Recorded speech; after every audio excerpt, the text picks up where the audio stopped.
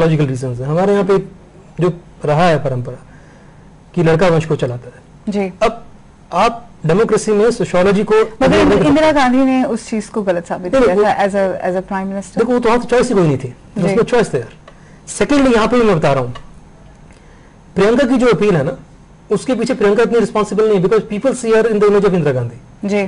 So let us not forget their images in operation, there are many other reasons that the gender simple, gender का reason नहीं है। और मैं आपको इतने एग्जांपल और दे सकता हूँ जहां शरद पवार की लड़की है, सुनील दत्त की लड़की है, संजय दत्त नहीं है, कई तरह की इससे इन एग्जांपल से कोई पर्पस सर्व नहीं होता।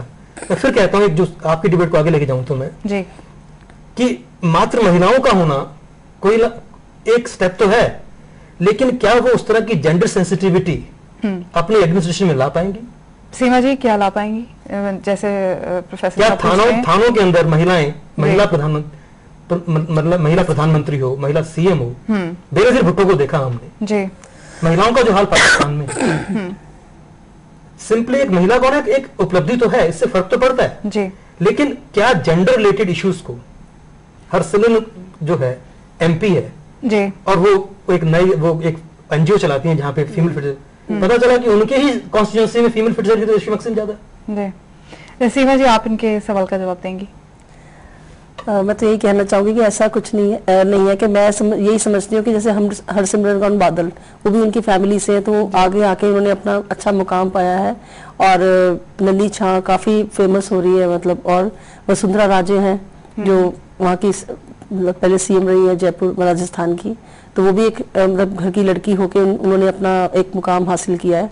और जैसे प्रोफेसर साहब ने बोला कि सुनील दत्त की बेटी, काफी मतलब ये जरूरी नहीं है कि लड़के को ही वो पदवी दी जाए, आप कैपेबिलिटी देखो, मतलब जनता से पूछो। और जो उनकी पार्टी से, जैसे कमलेश जी कह रहे हैं, पार्टी जी अगर प्रियंका गांधी जी को, मतलब she is more impressive and smart, मैं तो यही कहूंगी कि मतलब अच्छा, मतलब जब वो आती हैं स्टेज पे तो मतलब एक अलग सी पर्सनैलिटी लगती है उनकी, तो वो भी मतलब बन सकती है प्रधानमंत्री हमारे देश की। This point should be counted. How do you measure smartness? This is also an issue. See, the problem is we look upon politician as a performer, and then as one who speaks well. ऐसा भी तो हो सकता है कि अगर उनको मौका दिया जाए जो उनको अभी नहीं मिल रहा और राहुल गांधी को मिल रहा है, तो वो शायद अपना, जैसे कहते हैं ना कि कहते हैं, अपने आप को ज्यादा अच्छी तरह से प्रूव कर पाएंगे। किसी के लिए भी, why Rahul and Priyanka, anybody who gets chance, किसी के लिए भी। मुझे लगता है कि अब ये कहना बहुत प्रीमेच्योर और ये बहुत ऐसा, अगर सुखबीर बादल और उनकी वाइफ हरसिमरन को अगर कंपेयर किया जाए, मैं कह रहा हूं कि आप इस तक की सीमित क्यों रहते हैं? ये तो फिर भी हम moving with in the orbit of family. वो क्योंकि हमारे पास दो चार नाम है, तो हम बात करें, बाकी नाम तो हमें पता ही नहीं, क्योंकि बाकी नाम तो गायब होके रह जाते हैं। मुझे ये भी लगता है कि जो आने वाले दिनों में जिस तरह से महिलाओं का आदर्शन है, उससे फर्क तो पड़ेगा। मुझे लगता है कि उसमें हो सकता है सुखबीर इरेलेवेंट हो और हरसिमरत आगे निकल जाए, ये बहुत संभव है। लेकिन सवाल इसमें एक और भी है, जैसे मैं देखता हूं कॉलेजेस में इलेक्शंस होते हैं, यूनिवर्सिटी के अंदर, हमारी यूनिवर्सिटी के अंदर इलेक्शन होता है, 15,000 बच्चा वोट करता है। आज तक ये हिम्मत नहीं पड़ी, 80% 70 से 80% उसमें फीमेल इलेक्टेड है जी। हिम्मत नहीं पड़ी कि प्रेसिडेंट वुमेन खड़ी हो जाए, बिल्कुल जॉइंट सेक्रेटरी के बिठा जाते हैं कॉस्मेटिक पोजीशन के लिए। कॉलेजेस के अंदर, गर्ल्स कॉलेजेस के अंदर मैं कह सकता हूं, और ये महिलाएं बैठी हैं यहाँ पे, मैं इनसे भी आप ये सवाल पूछिएगा। महिलाएं वहां पे स्टाफ के अंदर है, महिला प्रिंसिपल है, कोशिश की जाती है कि इलेक्शन ही ना हो जी। चंडीगढ़ के कॉलेज देख लीजिए आप, पिछले 5 सालों में जहां इलेक्शन हुए, गर्ल्स कॉलेज में इलेक्शन होने नहीं दिया गया। आप वहां पे, जहां पे वहां की कॉलेज टीचर्स, वहां के प्रिंसिपल, पूरा एडमिनिस्ट्रेशन इन्वॉल्व है कि यहां पे राजनीति जैसी गंदी चीज नहीं आनी चाहिए। मेरे कहने का मतलब ये कि महिलाओं का आना एक बात है, क्या महिलाओं को की जो मानसिकता है वो क्या मर्द से अलग है, ये भी सवाल है। अगर हम फिर सियासत की ओर जाएं कमलेश जी, तो देखा जाए तो पार्लियामेंट में पॉलिसीज अप्रूव होती हैं, जो बजट्स हैं वो एग्री किए जाते हैं, सारे प्रोग्राम्स जो होते हैं वो अनफोल्ड किए जाते हैं पार्लियामेंट में, मगर फिर भी कहीं ना कहीं देखा जाए तो वहां पे औरतें मिसिंग है। देखा जाए तो सिर्फ और सिर्फ 10% औरतों की रिप्रेजेंटेशन है पार्लियामेंट में, तो वो अपनी आवाज कैसे उठा सकती हैं इतनी कम मात्रा में, अगर वो वहां पे प्रेजेंट है तो? देखिए, आवाज उठाने के लिए आपको ज्यादा होना, कैसे वो नहीं, डिसीजन मेकिंग में कैसे वो मदद कर सकती हैं? अगर आपकी बात सही है, आपकी बात में वजन है, आप सही हैं, तो फिर आपके लिए 10 आदमी हो या 15 औरतें हो, उससे कोई मायना नहीं रखता जी। ये डिपेंड करता है आपकी आप क्या कहना चाहती हैं और वो कितना फायदेमंद होगा, इस चीज को मद्देनजर रख के ही डिसीजन होते हैं। अगर वो अपनी बात कह रही हैं, सबको पसंद आई है, कन्विंस कर सकती है वो अपनी बात। आपके हिसाब से वो 10% इज ओके? नॉट ओके नहीं, आप ये नहीं कह सकते। मतलब आपकी आवाज में, अगर आवाज में और आइडियाज में दम है तो आपके हिसाब से वो 10% सही है? नहीं, ये नहीं कहा कि 10% सही है, आप ये कह रहे हैं कि वो अपने आवाज को कैसे उठाएंगी। ठीक है, तो मैं ये कह रही हूँ अगर वो 10% अभी है, फ्यूचर में 50% भी होनी चाहिए, ज्यादा हो अच्छी बात है। लेकिन अगर आपने वो बात कहनी है तो ये नहीं कि मेरे साथ 10 आदमी होंगे तभी मैं अपनी बात कह सकती हूँ, ये नहीं हो सकता।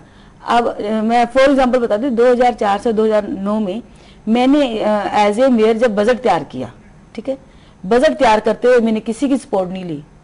जो ऑफिसर्स ने अपने डाटा दिए उसके आधार पे भी नहीं गई, अपने दिमाग से, अपने क्लिक से, अपने लोगों से बातचीत करके वो पूरा डाटा कलेक्ट किया, देन उसको बजट को पेश किया अपने अकॉर्डिंगली।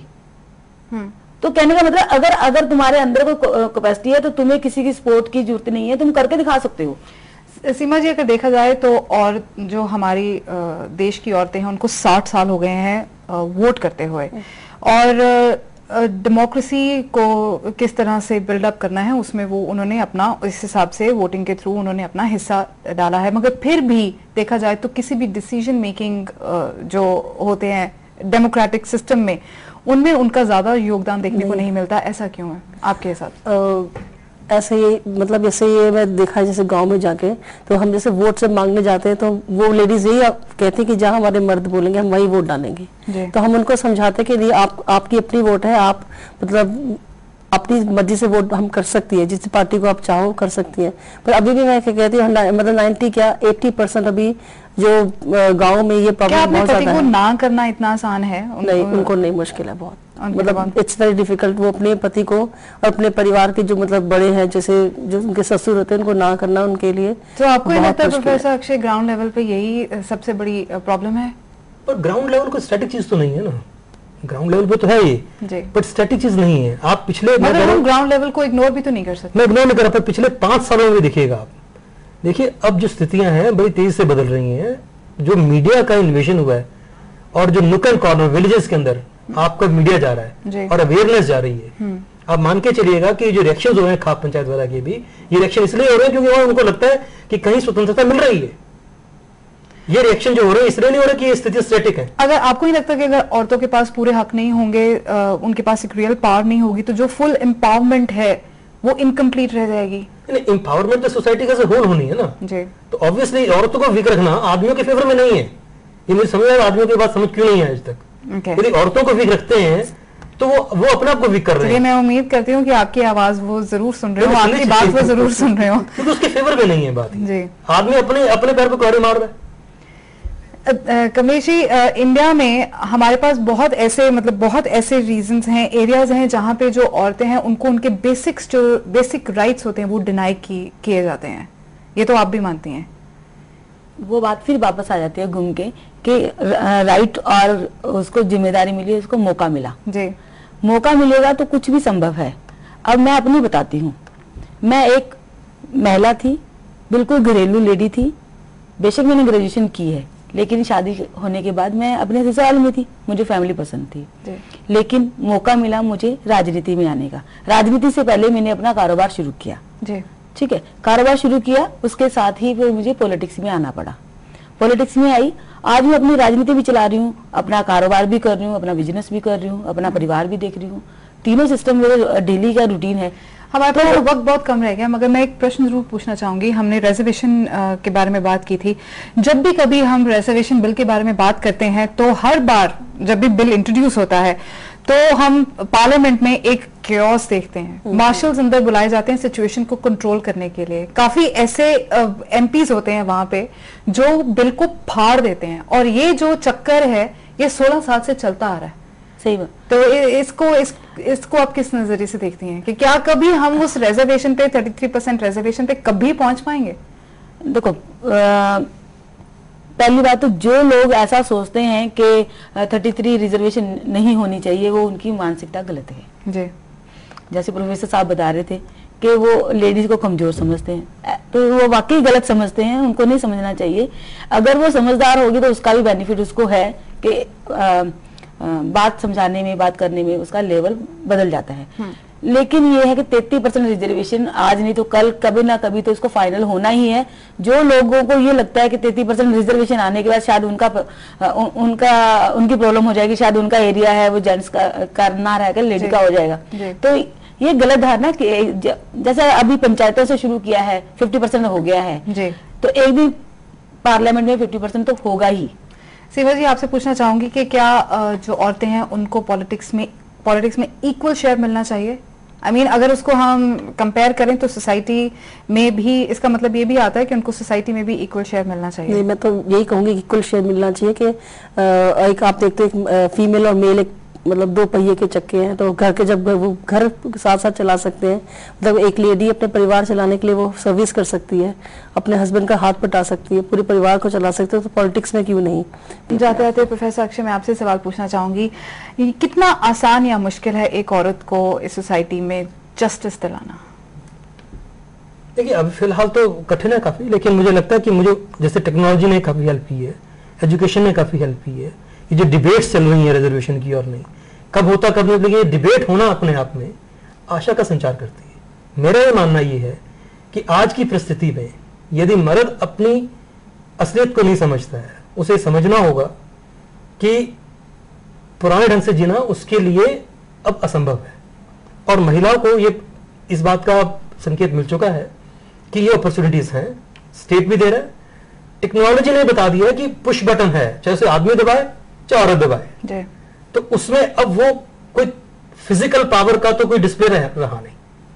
बिल्कुल, मेरा कहना है जो नीचे से उठते हैं कारण टेक्नोलॉजी का कारण है, एजुकेशन का कारण है, political representation through state legislature आती है, इनसे औरतों में एक नया पर होगा कम, ये होगा, लेकिन हो रहा है, धीरे धीरे हो रहा है, लेकिन पिछले 5 सालों में देख रहा हूं स्पीड बढ़ी है, और आने वाले 10 सालों में ये 4 से नंबर 10 भी बढ़ेगा। आप हमें एक बहुत ही ब्राइट पिक्चर दिखा रहे हैं। होगा जी, हो रहा है।